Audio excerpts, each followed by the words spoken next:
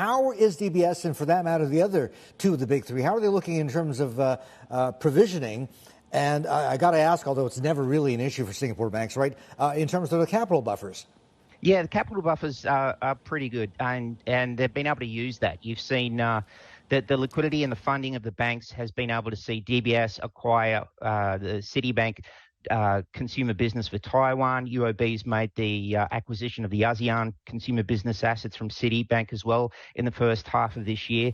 And then if you look at what Helen Wong said in her outlook for OCBC, she said she pointed out that her liquidity and funding of OCBC also is adequate if OCBC wants to chase strategic initiatives throughout the remainder of the year. So you've got quite obviously good buffers, and I think that, as you said, that is a good branding with the trio of banks here in Singapore, Martin. The trio of banks, they've outperformed their global peers considerably since the end of 2019. Total returns on average for the trio is 25% since the end of 2019. That compares to 6% for the global banking stocks with the top quartile of global banking stocks by market value. At the same time, the valuations haven't been as stretched as the performances. The price to book ratio for the trio is around 1.2 times versus 1.1 times for that top quartile of global banks by market value.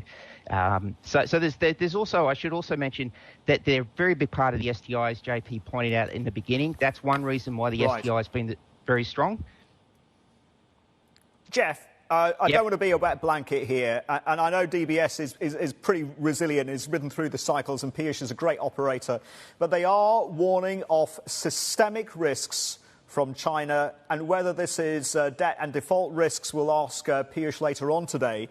But to your point of the uncertainty in the global economy, China, biggest downside risk, isn't it, for DBS? Yeah.